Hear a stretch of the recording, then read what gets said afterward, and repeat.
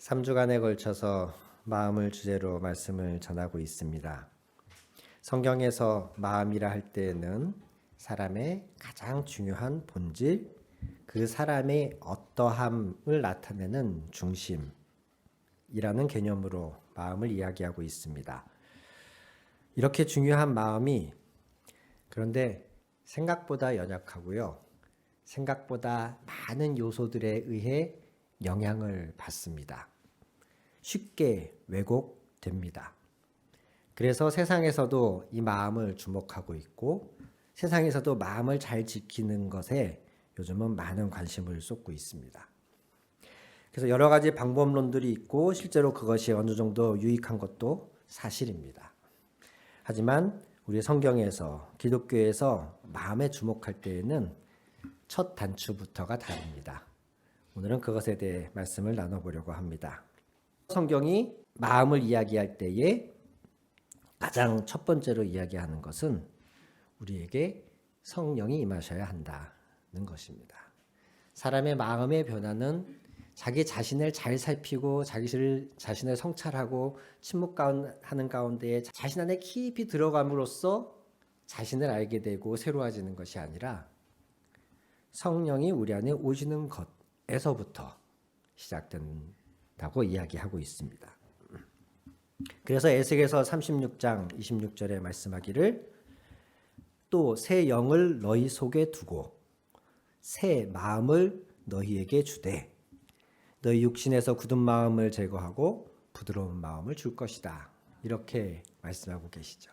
그런데 이 말씀을 볼 때 우리가 참 말씀을 편식하는구나 라는 걸 또 새삼 느꼈어요. 분명히 에스겔 36장 26절에서는 새 영을 너희 속에 두고 새 마음을 너희에게 줄 것이다. 이렇게 말씀하고 계시는데 많은 경우에 이 말씀을 인용하면서 우리는 새 영에만 주목하고 있었구나. 분명히 이 짧은 문장 안에서 새 영과 새 마음을 줄 것이라고 성경은 말씀하고 있는데 우리는 이 말씀을 인용할 때마다 성령 충만만 강조하면서 그래서 성령 충만을 위해 기도합시다. 그러면 막 주여 삼창하고 뜨겁게 기도하고 이 짧은 문장 안에서 우리는 왜 그동안 이 새 영에만 그토록 주목을 했을까? 우리도 모르게 관심사가 그쪽에 쏠려 있었던 거예요. 그런데 동일하게 성경에서는 새 영뿐 아니라 새 마음을 주겠다고 말씀하고 계세요. 새 영이 우리에게 오셔서 하시는 가장 첫 번째 역할이 우리의 마음을 새롭게 하는 거라는 겁니다. 성령이 영이 오셔서 막 우리의 손을 부르르 떨리게 하고 막 입신하게 하고 방언이 터지게 하고 이런 것들은 하나님의 영이 오심으로 나타날 수 있는 여러 가지 현상들이죠. 그런데 그것보다 더 중요한 것은 아주 근원적인 성령의 역할은 우리에게 새 마음을 주시는 거예요. 이것 없이 기독교에서 마음을 이야기할 수 없습니다. 이것 없이 자기 자신을 성찰하고 자기 자신을 들여다보고 하는 것에는 한계가 있습니다. 고린도전서 2장 12절에도 말씀하기를 너희가 세상의 영을 받지 아니하고 오직 하나님께로부터 온 영을 받았나니 이걸 전제로 이야기하고 있어요. 고린도후서 1장 22절에도 우리에게 인치시고 우리를 하나님의 자녀로 하나님의 소유로 인치시고 그 보증으로 우리 마음에 성령을 주셨느니라. 어떤 기독교의 교리나 그리스도인으로서의 삶에 합당한 생활의 여러 영역들, 그 마음을 새롭게 하는 것, 그 어떤 것도 우리 안에 성령이 오셨다. 이걸 전제하지 않고서는 이야기할 수가 없습니다.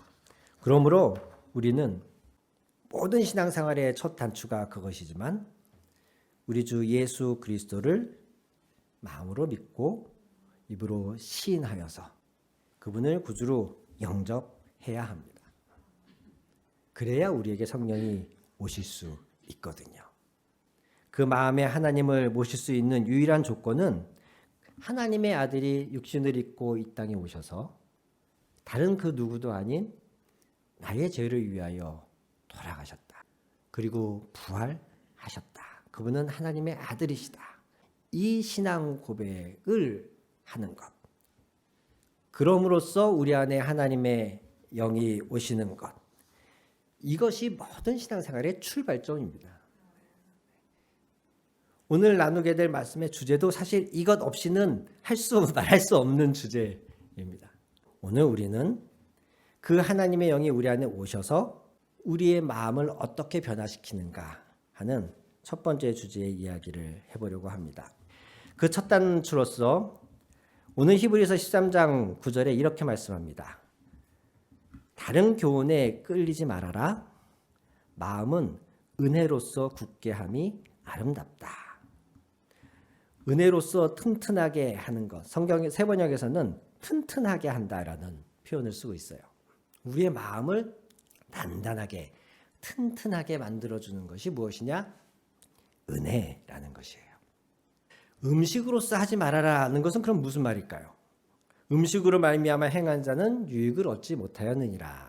히브리서는 유대인들을 대상으로 쓰였다라고 하는 것이 성서학자들의 공통된 의견입니다. 이미 구약에 익숙한 유대인들에게 당신들이 알고 있는 구약의 율법적인 그런 교리나 지식보다 더 높으신 분이 예수 그리스도이십니다. 이런 내용이 주를 이뤄요. 히브리서 13장 9절에 음식으로서 하지 말아라 라고 할 때 이 음식은 유대인들의 그 정결례법에 해당하는 음식율법을 말하고 있습니다. 무엇을 먹으면 되고 무엇을 먹으면 안 되고, 음식을 먹을 때는 손을 씻어야 되고 바깥에 나갔다 들어왔으면 발을 씻어야 되고 때로는 몸에 목욕을 해야 되고 하는 이러한 모든 정결례법을 예로 든 것인데, 좀 더 확장하면 그냥 율법이라고 생각하시면 돼요. 무엇을 지키고 무엇을 하지 말아야 되고 하는 이런 다양한 율법들을, 음식에 관한 규정들을 잘 지키는 것으로서 마음이 단단해지는 게 아니다. 교회 생활을 할 때, 신앙 생활을 할 때 해야 될 것과 하지 말아야 될 것들, 교회 조금만 열심히 있는 분들은 아침 일찍부터 교회 와가지고 잘 늦게까지 교회에 계셨죠.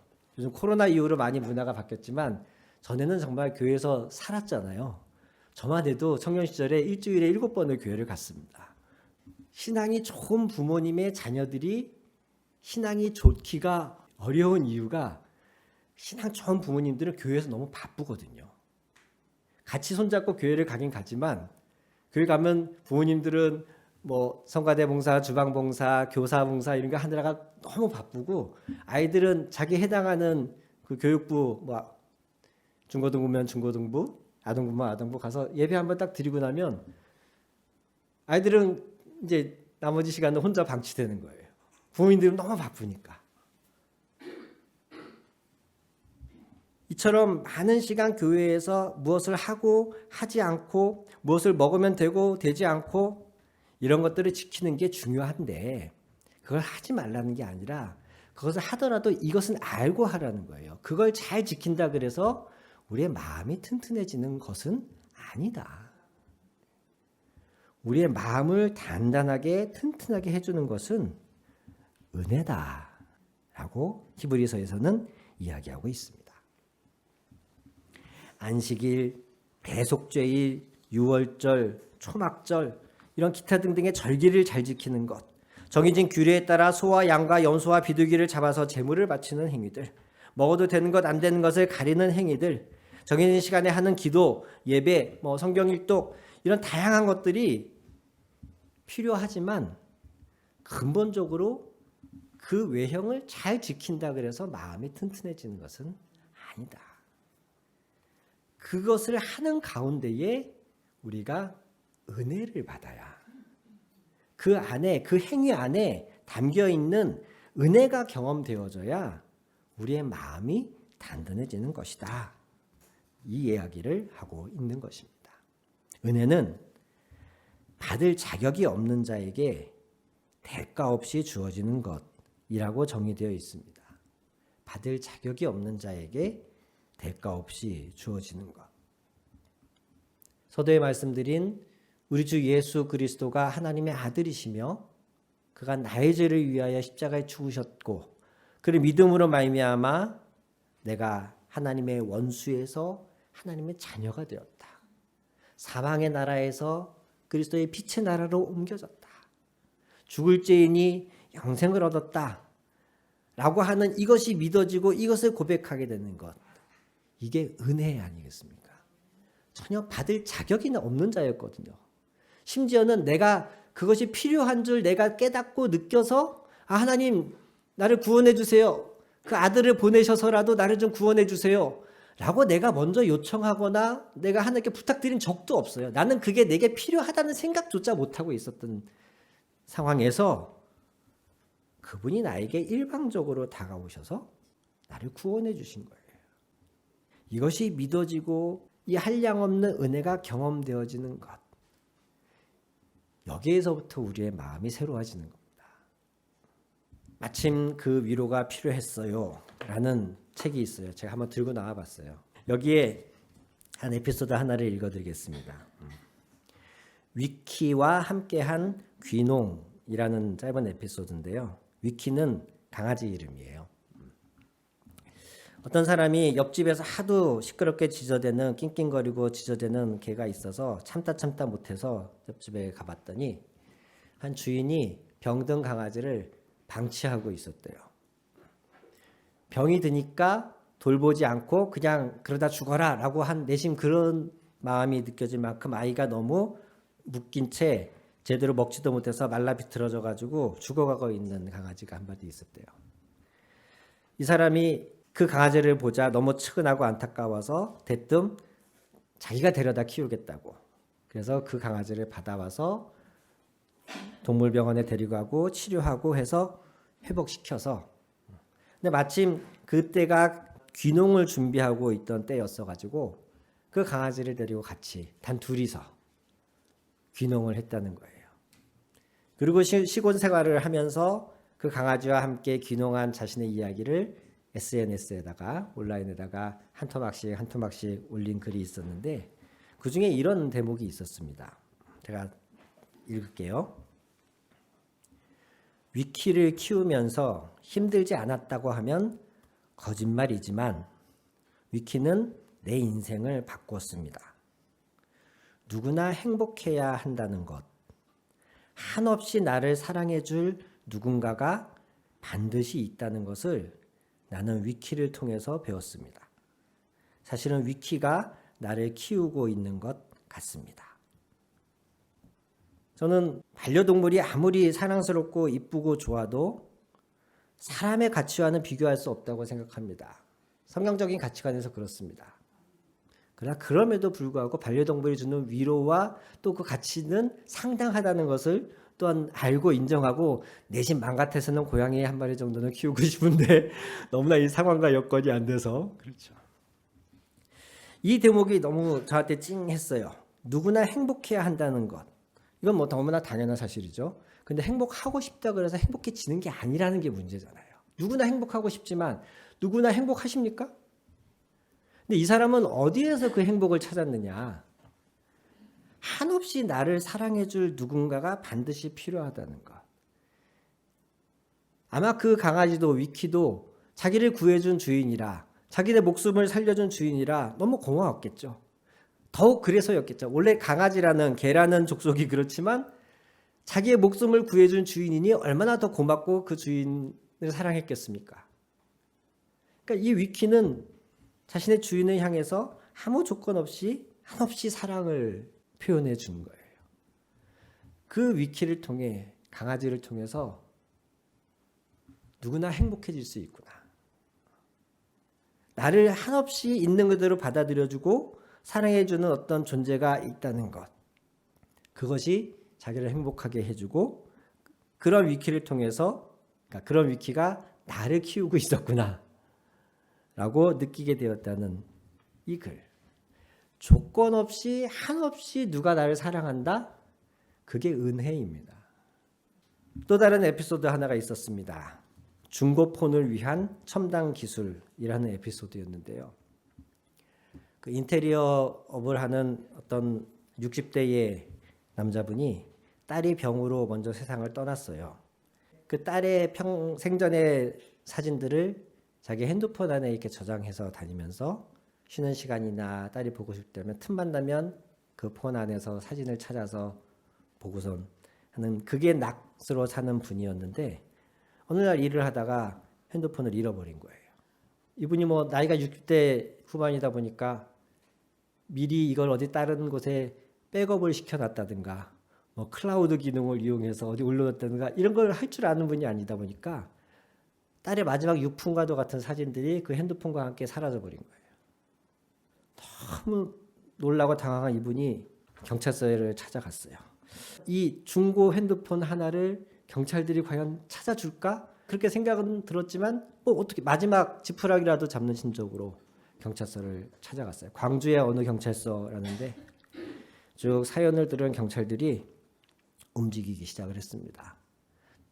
마침 그 주변에 멀리서 어디가 사람도 실루엣도 잘 보이지 않는 아주 멀리서 잡은 CCTV 하나를 찾아내가지고 그 시간대에 비슷한 인상착의와 옷차림을 한 사람들이 지나갔던 것에 대해서 형사들이 탐문하기 시작하고 갖은 노력을 다한 끝에 간신히 일주일 만에 범인을 잡았어요. 이것만 해도 사실 감동입니다. 중고 핸드폰 하나 찾아주겠다고 형사들이 경찰들이 일주일 동안 수색하고 탐문하는 거. 그래서 핸드폰을 딱 받아들였는데 이 범인이 이 폰을 팔아버리려고 공장 초기화를 시켜놓은 거예요. 완전 포맷을 해서 그 안에 있던 모든 게 싹 날아갔어요. 지옥에서 천당을 갔다가 다시 또 지옥으로 떨어진 거죠. 이 아버지가 너무나 낙심을 했다고 합니다. 그러자 경찰들이 다시 한번 움직였대요. 여러분 디지털 포렌식이라고 들어보셨습니까? 범죄자들 핸드폰 뺏어가지고 그 안에 지원 과거 자료들 증거물들 찾아낼 때에 사용하는 방식이 디지털 포렌식이라는 겁니다. 몇 겹으로 삭제를 해도 지원해도 어느 정도는 회복을 시키더라고요. 그걸 글쎄 이 잃어버린 중고폰에 그 기술을 사용을 한 거예요. 그래서 훔쳐간 범인이 지운 딸의 사진들을 고스란히 복원을 시켜서 거기에 선물처럼 그 안에 있던 사진을 따로 USB에 담아서 혹시 또 잃어버리실까 봐 잃어버린 폰과 함께 USB 메모리를 이 아버지에게 전달해 준 그런 일화에 대한 이야기가 있습니다. 아버지가 받는 순간 펑펑 울었겠죠. 이런 것이 은혜입니다. 전혀 기대하지 않았는데 그 사람들이 나를 위해 그렇게 해줄 사실 필요까지도 의무도 없었는데 그런데 발벗고 나서서 자기와 어떻게 보면 아무 상관없는 그런 일에 시간과 에너지를 써서 국가의 중요한 자원을 활용해서 그렇게 남을 섬기고 도와주고 사랑하는 것. 이런 은혜만이 우리의 마음을 단단하게 해주고 건강하게 해주고 튼튼하게 해줄 수 있습니다. 여러분 우리가 그리스도 예수를 믿는 순간 모든 죄가 용서를 받습니다. 아멘이십니까? 예, 아멘 하셔야 됩니다. 그리스도 예수를 믿고서도 과거의 어떤 죄나 잘못이나 죄책감에 시달려서는 안 됩니다. 그러나 여기 다른 질문을 하나 드려보겠습니다. 그러면 나의 모든 죄가 그리스도 예수의 십자가에서 용서받았으니 나는 과거에 내가 지었던 죄를 내가 과거의 죄인이었다는 사실을 잊어버려도 괜찮습니까? 이것은 다른 얘기입니다. 바울의 사례가 그것을 잘 이야기해 줍니다. 사도 바울은 자기 자신을 이야기할 때에 모든 성도 중에 지극히 작은 자, 모든 사도 중에 가장 작은 자, 그러다가 나중에는 죄인 중에 괴수라고까지 이야기합니다. 믿기 이전에 사울이 했던 이야기가 아니고 부활하신 그리스도 예수를 만나고 변화되어지고 그 그리스도의 사도로 사역하는 중에 고백하는 겁니다. 나는 과거에 교회를 박해했던 사람이었기 때문에 나는 사도라는 직분을 받을 자격이 없는 사람이다. 나는 죄인 중에 괴수이다. 바울 사도는 자기 자신에 대해서 늘 이렇게 겸손하게 선언을 해요. 내가 과거엔 그랬지만 나 이제 용서받았어. 더 이상 나의 과거에 대해서 묻지도 말고 따지지도 마. 이렇게 이야기하지 않아요. 그는 과거의 죄에 묶여서 있었던 게 아닙니다. 죄책감에 시달렸던 게 아닙니다. 오히려 이 사도 바울의 이 고백은 내가 죄인 중에 괴수요 모든 사도 중에 가장 작은 자라고 말하는 벌레만도 못한 자다라고 말하곤 사도 바울의 이 고백은 죄책감의 무게에 눌려서 하는 고백이 아니고 그랬던 내가 지금 사도가 되었다는 게 놀라운 은혜다 라는 걸 말하기 위해서요. 에베소서 3장 7절과 8절에 이렇게 이야기합니다. 심지어 그래서 사도 바울은 자신의 사도라고 하는 직분을 하나님의 은혜의 선물이라고까지 말합니다. 내게 주신 하나님의 은혜의 선물을 따라서 내가 일꾼, 즉 사도가 되었노라. 에베소 3장 8절에는 모든 성도 중 지극히 작은 자보다 더 작은 나에게 이 은혜를 주신 것은, 이 은혜는 사도라는 직분을 말하는 거예요. 어떻게 교회를 핍박하던 내가 사도가 되었지? 이건 놀라운 은혜인 거예요. 이것은 자기 자신이 과거에 어떤 삶을 살았는지를 잊지 않기 때문에 나올 수 있는 고백인 겁니다. 그것을 다 잊어버리고 뻔뻔하게 살았다면 사람들 앞에 이렇게 겸손하게 고백할 수 없었을 거예요. 모든 자보다 지극히 작은 나에게 이 은혜를 주신 것. 어떻게 이렇게 고백할 수 있었겠습니까? 고린도서 15장 10절에는 이렇게까지 말합니다. 내가 나 된 것은, 지금 여러분들이 아는 바울이라고 하는 나라는 존재가 오늘 여기 있을 수 있는 것은, 나의 나 된 것은 하나님의 은혜로 된 것입니다. 그러면서 내가 다른 모든 사도보다 더 많이 일하고 더 많이 수고하였으나 내가 한 것이 아니고 하나님의 은혜로 한 것입니다.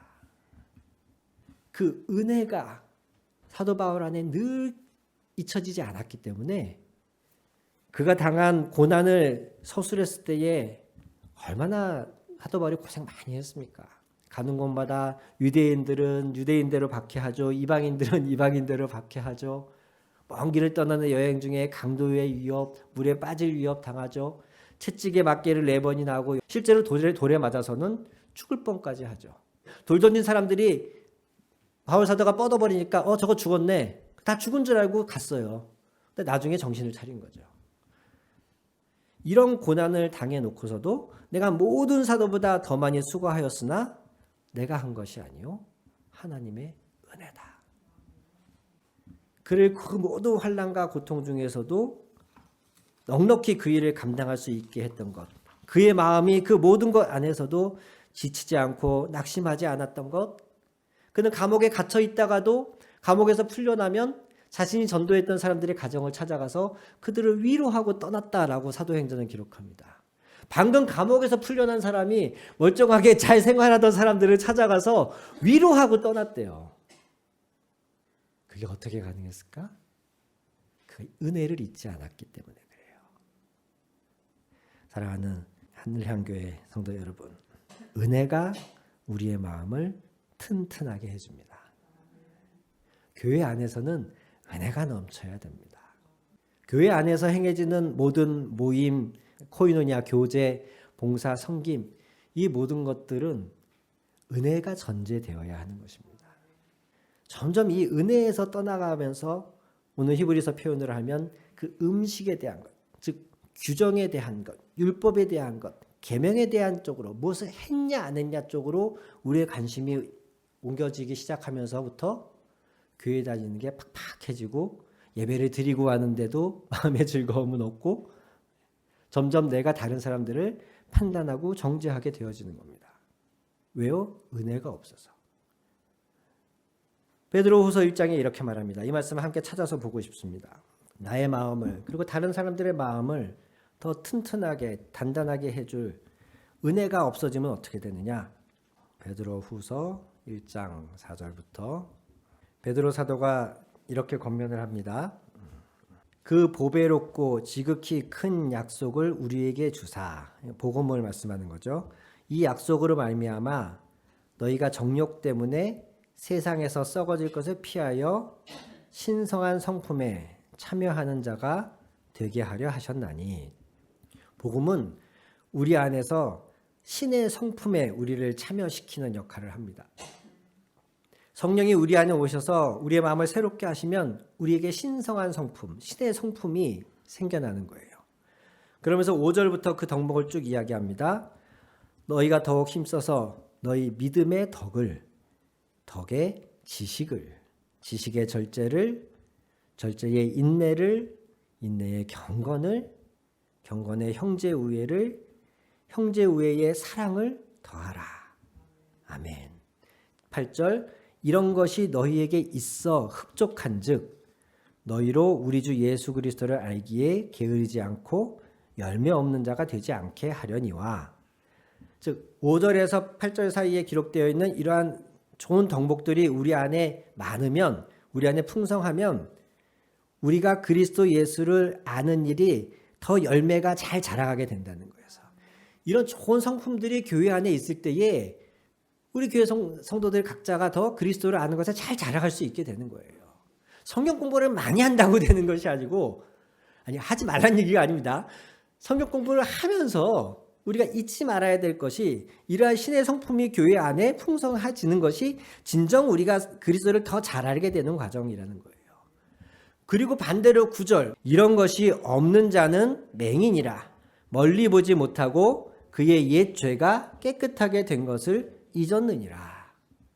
이런 신의 성품, 성령이 우리 안에서 우리를 새롭게 함으로써 하나님을 닮아가게 하는 우리의 이 모습이 없는 자는 어떤 사람이냐? 그의 옛 죄가 깨끗하게 된 것을 잊어버린 사람이다.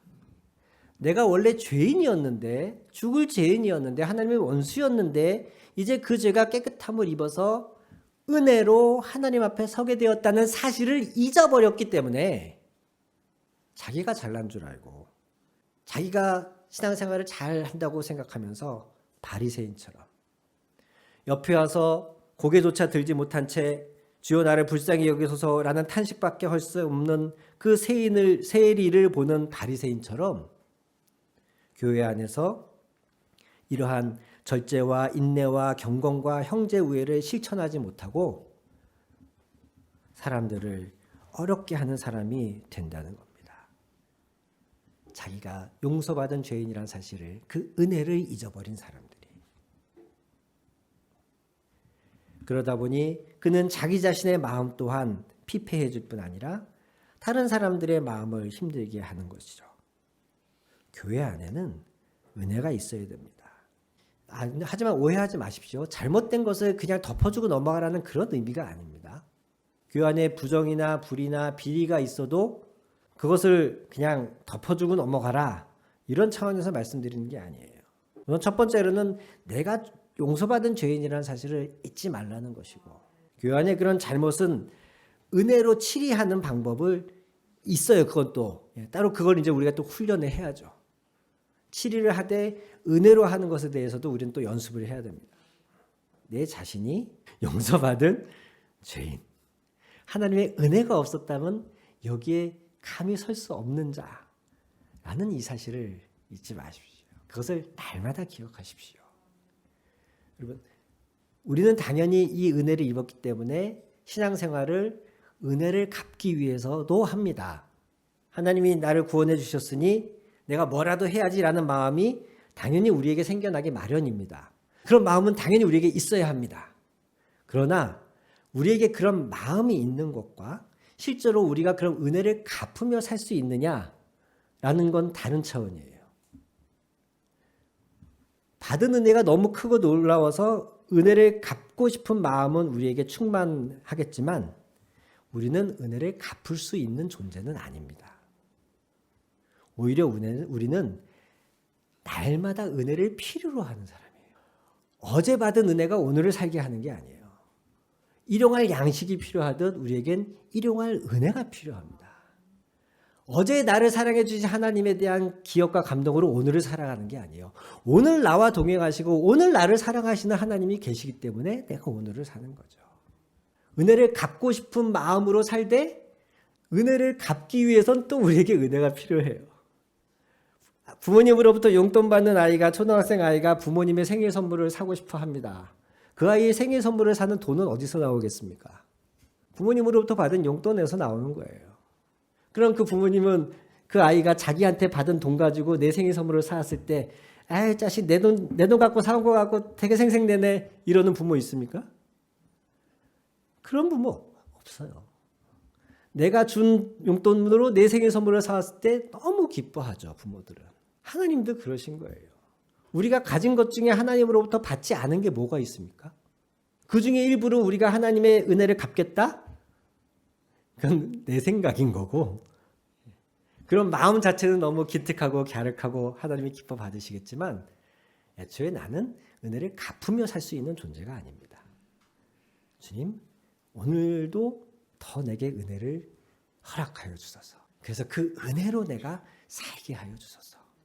오늘도 나를 하나님이 전폭적으로 있는 그대로 사랑하시고 품으시며 나와 동행하신다는 그 사실을 내 안에 경험시켜 주시고 각인시켜 주심으로써 그 힘으로 내 마음을 단단하게 하셔서 내 마음을 튼튼하게 하셔서 오늘을 또 살아가게 하소서. 우리는 이렇게 고백해야 할 줄로 믿습니다. 마음은 율법을 지킴으로써 교회 생활을 열심히 함으로써 튼튼해지는 것이 아니라 오직 은혜로 튼튼해지는 것입니다.